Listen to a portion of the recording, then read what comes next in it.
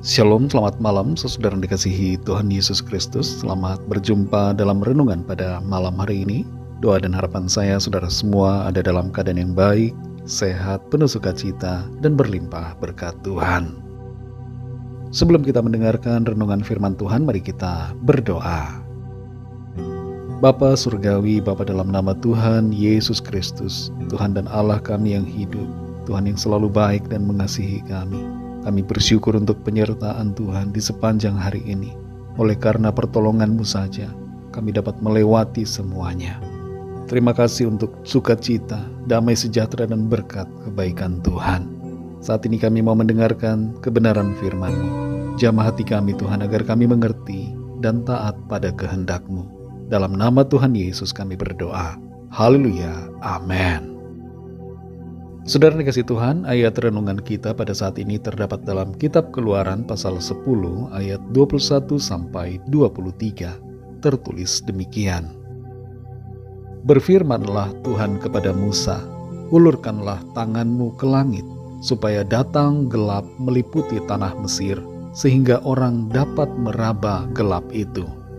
Lalu Musa mengulurkan tangannya ke langit, dan datanglah gelap itu di seluruh tanah Mesir selama 3 hari.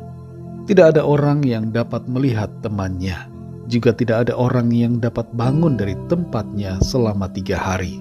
Tetapi pada semua orang Israel ada terang di tempat kediamannya. Saudara dikasih Tuhan, bagaimana rasanya kalau kita tinggal di tempat yang gelap tanpa cahaya, tidak ada listrik dan tidak ada api. Waktu masih berusia 6-8 tahun, saya masih ingat listrik seringkali padam di tempat tinggal kami. Dan padamnya juga dalam jangka waktu yang lama. Bila tidak ada persediaan lilin di rumah, maka itu akan jadi masalah yang besar. Sebab tidak ada kegiatan yang bisa dilakukan dengan baik, karena gelap. Senter kehabisan baterai, cahaya sedikit pun tidak ada. Mau ke kamar mandi sulit, mau makan juga susah. Untuk berjalan harus pelan-pelan dan tangan meraba-raba, meraih dinding atau meja. Pemadaman listrik massal pernah terjadi di Amerika Serikat, dan khusus tanggal 9 November 1965, New York City mengalami kegelapan total selama 13 jam. Dan kegelapan waktu itu sangat pekat di beberapa wilayah, serta menyebabkan kekacauan dan kerusuhan di sana. Betapa dalam hidup ini saudara kita sangat memerlukan cahaya terang. Dalam ayat-ayat yang kita baru saja baca dan dengar, kita melihat kekuasaan Tuhan yang besar atas tanah Mesir. Tuhan memberikan perintah kepada Musa untuk mengulurkan tangan ke arah langit, sehingga terjadilah kegelapan di seluruh tanah Mesir selama 3 hari lamanya. Siang dan malam sama-sama gelap. Dan kegelapan ini bukanlah sekedar kegelapan biasa, tapi suatu tulah kegelapan yang menakutkan. Tertulis di sini bahwa kegelapan itu sangat pekat, sehingga orang dapat meraba gelap itu. Tidak ada yang dapat melihat temannya, dan tidak ada orang yang dapat bangun dari tempat tidurnya selama 3 hari. Ini menggambarkan suatu situasi yang sangat parah akibat kegelapan yang begitu pekat. Tapi yang luar biasanya adalah di wilayah di mana bangsa Israel tinggal, yaitu di Goshen, tidak ada kegelapan. Terang ada di sana, dan mereka tidak menjadi terhalang untuk berkegiatan. Bangsa Israel melihat ke arah wilayah lain di Mesir, ada kegelapan yang menakutkan, tapi di tempat mereka ada terang yang menenteramkan.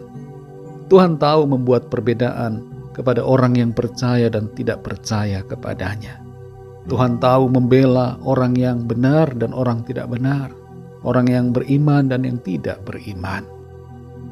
Saudara dikasih Tuhan, kegelapan ini bukan hanya sekedar kegelapan fisik, tapi melambangkan kegelapan rohani yang melanda Mesir karena ketidakpercayaan dan penolakan mereka terhadap Tuhan. Namun di tengah kegelapan itu, ada terang di tempat kediaman bangsa Israel yang melambangkan terang atau cahaya yang ada dalam hidup orang-orang percaya. Ketika kita percaya dan mengikuti Tuhan, kita dijagai dan dilindungi dengan terang firman-Nya, sekalipun ada kegelapan dunia di sekitar kita. Kita seringkali dihadapkan pada pilihan yang menentukan masa depan kita. Seperti Firaun dan Mesir yang harus memilih antara mempercayai Tuhan atau terus membangkang. Begitu pula kita harus memilih antara iman dan ketidakpercayaan, antara mengikuti Tuhan atau mengikuti dunia ini. Pilihan yang kita buat akan menentukan arah hidup kita. Jika kita memilih untuk mengikuti Tuhan, kita akan memiliki terang dalam hidup kita, bahkan di tengah-tengah kegelapan dunia yang sangat gelap. Namun jika kita memilih untuk mengabaikan Tuhan dan mengikuti dunia ini, kita akan merasakan kegelapan dan kesulitan yang tidak terbatas. Saudara dikasihi Tuhan, Tuhan Yesus adalah terang itu. Dalam Yohanes 8 ayat 12 Tuhan Yesus berkata, "Akulah terang dunia.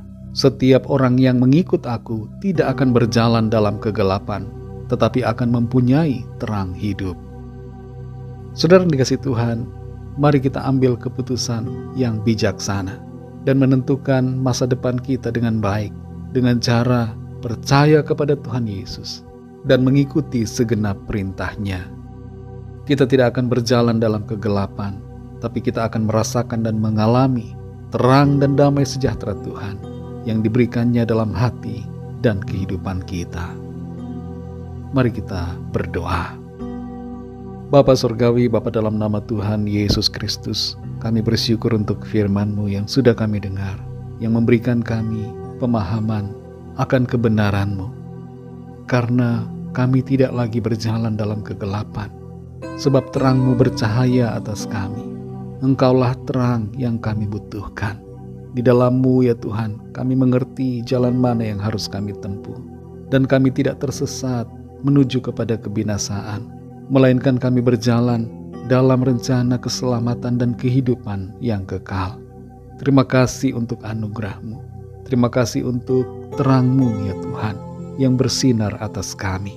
Kami tidak hidup dalam kecemasan dan ketakutan, sebab terang-Mu memberikan kedamaian dan sukacita dalam hati kami. Terima kasih untuk firman-Mu ya Tuhan. Pimpin kami terus supaya kami hidup seturut kehendak-Mu dan terus berjalan dalam terang firman-Mu. Kami bawa kepada-Mu ya Tuhan setiap permohonan doa dan pergumulan kami masing-masing, agar Tuhan menjamah dan menolong setiap kami, menyatakan kuasa mujizat-Mu bagi kami. Ada kesembuhan, ada pemulihan, ada pertolongan yang ajaib yang Tuhan nyatakan.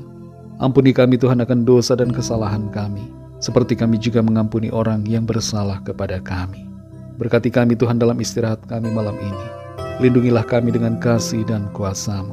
Kami berdoa bagi bangsa dan negara kami Indonesia, dan juga semua bangsa di dunia ini. Lawatlah dengan kasih dan rahmat-Mu, agar setiap orang dari segala bangsa memiliki pengenalan yang benar akan Engkau ya Tuhan. Dalam nama-Mu yang kudus, nama Tuhan Yesus Kristus, kami sudah berdoa dan mengucap syukur. Haleluya. Terimalah berkat Tuhan.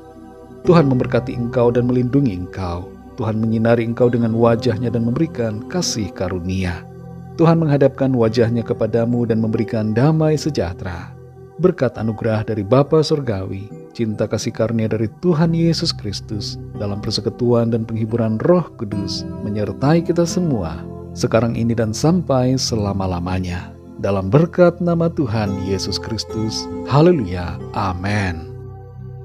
Puji Tuhan, saudara dikasih Tuhan, saya percaya firman Tuhan menjadi berkat dan kekuatan buat saudara semua, dan Roh Kudus akan menolong saudara untuk lebih lagi memahami kebenaran firman Tuhan. Tuhan Yesus memberkati saudara semua. Sampai jumpa dalam renungan yang berikutnya. Haleluya.